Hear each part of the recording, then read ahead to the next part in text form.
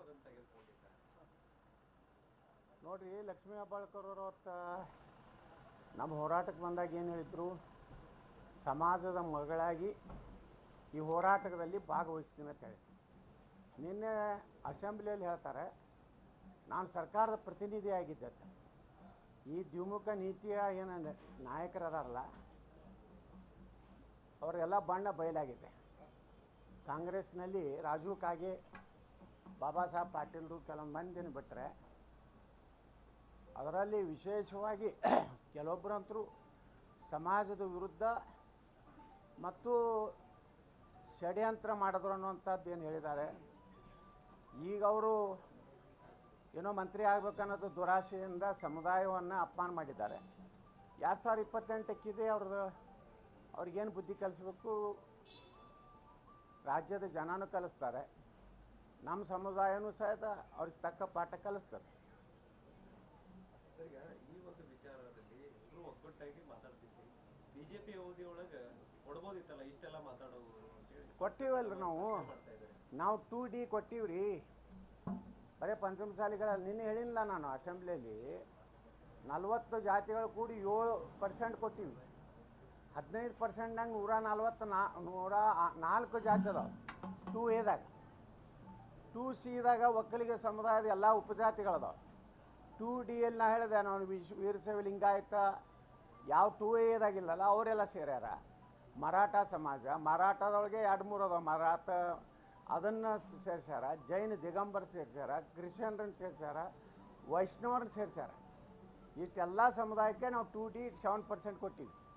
ಮತ್ತು ಕೇವಲ ಇದು ಪಂಚಮಸಾಲಿಗಳಲ್ಲ, ವೀರಶೈವ ಲಿಂಗಾಯತರಲ್ಲಿ ಬಿಟ್ಟು ಹೋದಂಥ ಏನು ದೀಕ್ಷೆ ಲಿಂಗಾಯತರು ಇರ್ಬೋದು, ಗೌಡ ಲಿಂಗಾಯತರು ಇರ್ಬೋದು, ಆದಿ ಬಣಿಜ್ಗ ಇರ್ಬೋದು, ಕೂಡು ಒಕ್ಕಲಿಗ ಇರ್ಬೋದು, ಮಲೈಗೌಡರು ಇರ್ಬೋದು, ಜಂಗಮರು ಇರ್ಬೋದು, ಎಲ್ಲರಿಗೂ ಸಿಕ್ಕಿದೆ. ಮರಾಠ ಸಮಾಜ ಸಿಕ್ಕಿದೆ, ಜೈನ ದಿಗಂಬರ ಸಮಾಜ ಸಿಕ್ಕಿದೆ, ಕ್ರಿಶ್ಚಿಯನ್ರಿಗೆ ಸಿಕ್ಕಿದೆ.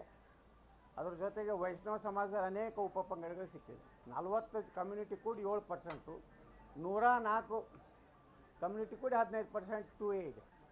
ಮತ್ತು 6% ಒಕ್ಕಲಿಗರು ಕೊಟ್ಟಾರೆ, 7% ನಮ್ಗೆ ಕೊಟ್ಟಾರೆ.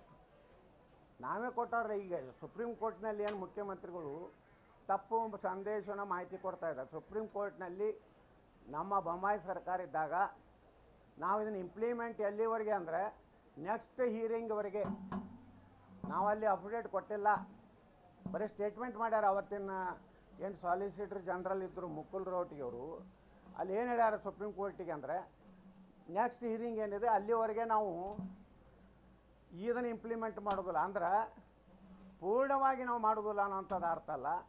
ನಮ್ಮ ಸರ್ಕಾರ ಹೋಯ್ತವಾಗ ಏಪ್ರಿಲ್ದಾಗ ಕಾಂಗ್ರೆಸ್ ಸರ್ಕಾರ ಬಂತು. ಕಾಂಗ್ರೆಸ್ ಸರ್ಕಾರ ಬಂದ ಮ್ಯಾಗ ಇಲ್ಲಿವರೆಗೂ ಆ ಸುಪ್ರೀಂ ಕೋರ್ಟಿನಲ್ಲಿರುವಂಥ ಏನು ಸ್ಟೇ ಕೊಟ್ಟ ಅಂಜುಮನೆ ಇಸ್ಲಾಂ ಹುಬ್ಬಳ್ಳಿ ಧಾರವಾಡದ ಒಬ್ಬ ವ್ಯಕ್ತಿ, ಅದು ಕಾಂಗ್ರೆಸ್ಸಿನ ಕಾರ್ಯಕರ್ತ PIL ತಂದಾನೆ. ಈಗ ಅವ್ರಿಗೆ ನಿಜವಾಗಿ ಕೊಡಬೇಕಾಗಿತ್ತು, ಅದು ಕೊಡ್ತಿದ್ರು. ಆದರೆ ನಿನ್ನೆ ವಿಧಾನ ಪರಿಷತ್ನಲ್ಲಿ ಹೇಳಿಬಿಟ್ಟಾರೆ ಸಿದ್ದರಾಮಯ್ಯನವರು, ಅವರು ಸಂವಿಧಾನ ವಿರುದ್ಧ ಮುಸ್ಲಿಮರಿಗೆ ಕೊಟ್ಟಾರೆ. ಈಗ ಸುಪ್ರೀಂ ಕೋರ್ಟ್ನಾಗೇ ಮೊನ್ನೆ ಒಂದು ಅಬ್ಸರ್ವೇಷನ್ ಆಗೈತೆ, ಮುಸ್ಲಿಮರಿಗೆ ಸಂವಿಧಾನಾತ್ಮಕವಾಗಿ ಮೀಸಲಾತಿ ಕೊಡಕ್ಕೆ ಬರೋದಿಲ್ಲ. ಡಾಕ್ಟರ್ ಬಾಬಾ ಸಾಹೇಬ್ ಅಂಬೇಡ್ಕರ್ ಅವರ ಸಂವಿಧಾನ ಪ್ರಕಾರ ಅದು ನಿಶ್ಚಿತವಾಗಿಯೂ ಈ ದೇಶದಲ್ಲಿ ಎಲ್ಲೆಲ್ಲಿ ಕೊಟ್ಟಾರಲ್ಲ ಎಲ್ಲ ರಿಜೆಕ್ಟ್ ಆಗ್ಯಾವ. ಪಶ್ಚಿಮ ಬಂಗಾಳ ಮೊನ್ನೆ ಚಿಮಾರಿ ಹಾಕ್ಯಾರ, ಹಿಂದೆ ಆಂಧ್ರದ ಹೈಕೋರ್ಟ್ನವ್ರು ಚಿಮಾರಿ ಹಾಕ್ಯಾರ ಅಲ್ಲಿ ಸರ್ಕಾರಕ್ಕೆ, ರಾಜಶೇಖರ ರೆಡ್ಡಿ ಸರ್ಕಾರಕ್ಕೆ. ಸುಪ್ರೀಂ ಕೋರ್ಟ್ನಲ್ಲಿ ಮೊನ್ನೆ ಅಬ್ಸರ್ವೇಷನ್ ಮಾಡ್ಯಾರ, ಇನ್ನು ಕೆಲವೊಂದು ದಿವಸನಾಗ ಮುಸ್ಲಿಂ ರಿಸರ್ವೇಷನ್ ಕೊಡ್ಲಿಕ್ಕೆ ಬರೋದಿಲ್ಲ ಅಂತೇಳಿ ರಿಜೆಕ್ಟ್ ಆದರೆ ನಮ್ಮ 2CD ಏನು ಕೊಟ್ಟು ಅದು ಅಪಾಯಿಂಟ್ ಆಗ್ತದೆ. ಸರ್, ಈಗ ನೀವು ಅಟ್ಲೀಸ್ಟ್ 2D ಕೊಡುವಂಥದ್ದು ಪ್ರಯತ್ನ ಮಾಡಿದ್ರಿ. ಸರ್ಕಾರ ಬಂದು 2 ವರ್ಷ ಆಗಕ್ಕೆ ಬಂತು. ಮೇಡಮ್ ಅವ್ರ ಈ ಬಗ್ಗೆ ಏನು? ಮೇಡಮ್ ಅವರು ಮಂತ್ರಿ ಆಗ್ಯಾರ, ಸಾಕಲ್ಲ ಅವರು ಜೀವನ ಸಾರ್ಥಕ ಆಗೈತೆ ಅವ್ರದ್ದು. ಅವಾಗೆಲ್ಲ ಭಾಳ ಸ್ಟೇಜ್ ಮ್ಯಾಗ ಭಾಷಣ ಹೊಡಿತಿದ್ರು, ಪ್ರಾಣ ಕೊಡ್ತೀನಿ, ನನ್ನ ಸರ್ಕಾರ ಬಂದ್ರೆ ಅರ್ಧ ಗಂಟೆ ಒಳಗೆ ಕೊಡಿಸ್ಬಿಡ್ತೀನಿ ಅಂತ ಹೇಳ್ತಿದ್ರು ಮೇಡಮ್ ಅವರು. ಇನ್ನೊಬ್ಬ ಒಂದಿಬ್ಬರು ಅದಾರಲ್ಲ ನಾಯಕರುಗಳು 2Aನೇ ಕೊಡಿಸ್ತೀನಿ ಅಂತಾರೆ ಅವ್ರು. 2A ಕೊಡ್ಲಿಕ್ಕೆ ಬರೋದಿಲ್ಲ. ಅಲ್ಲಿರೋ 104 ಸಮುದಾಯಗಳಿಗೆ ನಾವು ಯಾಕೆ ಅನ್ಯಾಯ ಮಾಡ್ಲಿಕ್ಕೆ ಹೋಗ್ರಿ? ನಮ್ಮ ಸಪ್ರೇಟೇ 2D ಅಂತೇಳಿ ಕೊಟ್ಟಾರೆ ನಮ್ಮ BJP ಸರ್ಕಾರ ಇದ್ದಾಗ. 2C ಅಂತೇಳಿ ಒಕ್ಕಲಿಗ ಸಮುದಾಯಕ್ಕೆ 4% ಏನು ಮುಸ್ಲಿಂ ರಿಸರ್ವೇಷನ್ ಕೊಟ್ಟಿದ್ದರು, ಅದು ಅಸಂವಿಧಾನಿಕ ಇದೆ. ಅದನ್ನೇ ನಾವು ಚಾಲೆಂಜ್ ಮಾಡ್ತೀವಿ. ಸಿದ್ದರಾಮಯ್ಯನ ಕೊಡೋದು ಬೇಡ ನಮಗೆ, ಸುಪ್ರೀಂ ಕೋರ್ಟ್ನಿಂದನೇ ನಾವು ಚಾಲೆಂಜ್ ಮಾಡ್ತೀವಿ. ಅದನ್ನು ರದ್ದುಪಡಿಸಿ ಎಲ್ಲ ನಮ್ಮ ಮರಾಠ ಸಮಾಜ, ಜೈನ್ ಸಮಾಜ, ಯಾವ್ಯಾವ ಸಮುದಾಯಗಳು ಬಿಟ್ಟು ಹೋಗ್ಯಾವಲ್ಲ ಅವಕ್ಕೆಲ್ಲಕ್ಕೂ ನಾವು ರಿಸರ್ವೇಷನ್ ನಮ್ದು ಏನು 7% ಕೊಟ್ಟಿವಿ ಅದನ್ನು ಸುಪ್ರೀಂ ಕೋರ್ಟಿನಲ್ಲೇ ಮಾನ್ಯತೆ ಮಾಡುವಂಥ ಕೆಲಸಕ್ಕೆ ನಾವು ಪ್ರಾರಂಭ ಮಾಡ್ತೀವಿ. ಇನ್ನು ಮುಂದೆ ಸಿದ್ದರಾಮಯ್ಯನ ಮುಂದೆ ನಾವು ಯಾವುದೇ ನಮ್ಮ ಮೀಸಲಾತಿ ಸಲುವಾಗಿ ಅವ್ರ ಬಳಿ ಹೋಗೋದಿಲ್ಲ. ಸರಿ, ಹೋರಾಟ ಬೀಜದಲ್ಲಿ ಬಿಜೆಪಿ ಮನೆ ಒಂದು 3 ಬಾಗಿಲಲ್ಲ 100 ಏನು ಯಾವ 3 ಬಾಗಿಲು ಒಂದೇ ಬಾಗಿಲೈತಿ. ನೀವು ಹೊಡಿತೀರಿ, ನಿಮಗೆ ಹೆಂಗೆ ಬೇಕು ಹಂಗೆ ಹೊಡಿತೀರಿ ಮಾಧ್ಯಮದವ್ರು.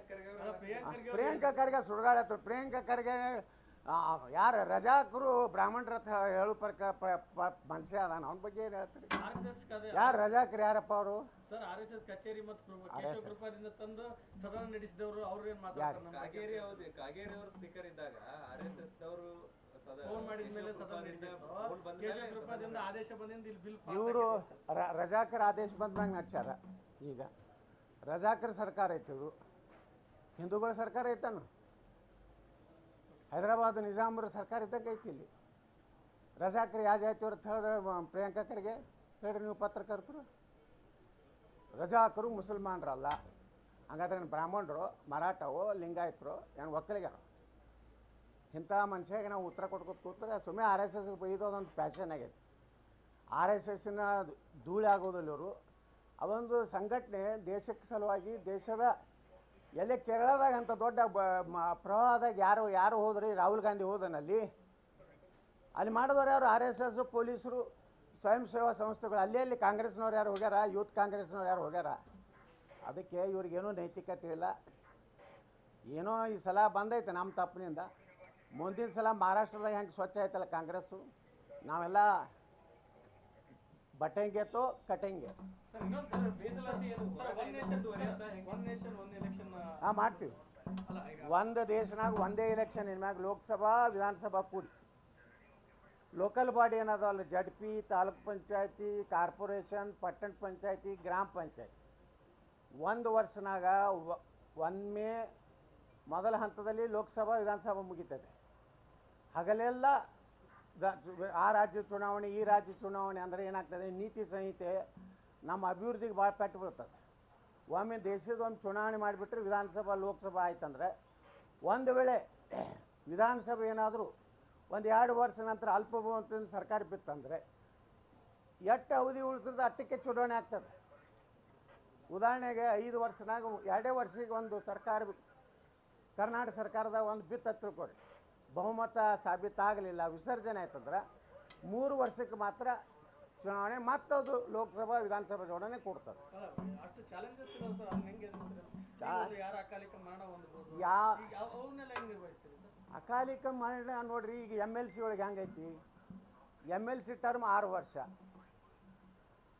ಯಾವುದಾದ್ರೂ MLC 4 ಇನ್ನೂ 2 ವರ್ಷ ಬಾಕಿ ಇದ್ದಾಗ ಸತ್ತಂದರೆ ಆ 2 ವರ್ಷಕ್ಕಟ್ಟೆ ಇಲೆಕ್ಷನ್ ಆಗ್ತದೆ. 6 ವರ್ಷದ್ದಾಗೋದಿಲ್ಲ. ಮೊದಲೇನಿತ್ತು, ಒಂದು ರಾಜ್ಯ ಸರ್ಕಾರ ಮಧ್ಯಂತರ ಚುನಾವಣೆ ಆದ್ರೂ ಮತ್ತು ಆ ಹೊಸ ಸರ್ಕಾರಕ್ಕೆ 5 ವರ್ಷ ಇತ್ತು. ಈಗಿಲ್ಲ, ಒಂದೇ ವರ್ಷ ಉಳಿದಿದ್ರು 1 ವರ್ಷದ ಸಲುವಾಗಿನೇ ಆಗೋದು. ಇಲ್ಲಕಂದ್ರೆ ಅದನ್ನು ತಿದ್ದುಪಡಿ ಮಾಡಿ ಮುಂದೆ ಬರೋ ಲೋಕಸಭಾದಾಗ ಆ್ಯಡ್ ಮಾಡಿ ಅದನ್ನು ಮಾಡ್ತಾರೆ. ಇದರಿಂದ ದೇಶದ ಸಂಪನ್ಮೂಲ ಉಳಿತದೆ ಮತ್ತು ಬೋಗಸ್ ವೋಟಿಂಗ್ ನಿಲ್ತದೆ. ಮಹಾರಾಷ್ಟ್ರದವ್ರು ಬಂದು ಕರ್ನಾಟಕದಾಗ ಓಟ್ ಹಾಕ್ತಾರೆ, ಕರ್ನಾಟಕದವ್ರು ಹೋಗಿ ಆಂಧ್ರದಾಗ ಓಟ್ ಹಾಕ್ತಾರೆ. ಅದು ಏನೂ ನಡೀದಿಲ್ಲ. ಒಂದೇ ದಿವಸ ಇಲೆಕ್ಷನ್ ಆದರೆ ಅಲ್ಲೇ ಓಟ್ ಹಾಕ್ಕೋಬೇಕಾಗ್ತದೆ. ಆ ಬಾರ್ಡರ್ ಬಿಟ್ಟು ದಾಟಿ ಹೋಗ್ಲಿಕ್ಕಾಗೋದು. ಬೋಗಸ್ ಮತದಾನ ನಿಲ್ತದೆ, ಪಾರದರ್ಶಕವಾಗಿ ವೋಟಿಂಗ್ ಆಗ್ತದೆ. ಅದರಿಂದ ಸರಿಯಾದಂಥ ರಿಸಲ್ಟ್ ದೇಶಕ್ಕೆ ಬರ್ತದೆ.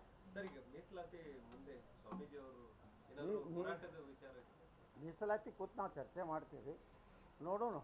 ಇನ್ನಂತೂ ಸಿದ್ದರಾಮಯ್ಯ ಬಳಿ ಹೋಗೋದು ನಾವು. ಅವ್ರ ಮುಂದೆ ಏನು ಪ್ರತಿಭಟನೆ? ನಮ್ಮದೇ ಸಂವಿಧಾನ ಇಲ್ಲ ತರ ನಮಗೆ. ಅಲ್ಲಿ ಸುಪ್ರೀಂ ಕೋರ್ಟಿಗೆ ಕಾನೂನು ಹೋರಾಟ ಮಾಡ್ತೀವಿ. ಯಾವ ಮೀಸಲಾತಿ ಅಸಂವಿಧಾನ ಸುಪ್ರೀಂ ಕೋರ್ಟ್ ಇವತ್ತು ಹೇಳ್ತದೋ ಅದನ್ನು ತೆಗೆದು ಹಾಕಿ ನಮ್ಮ ಹಿಂದೂಗಳಿಗೆ ಕೊಡ್ತೀವಿ.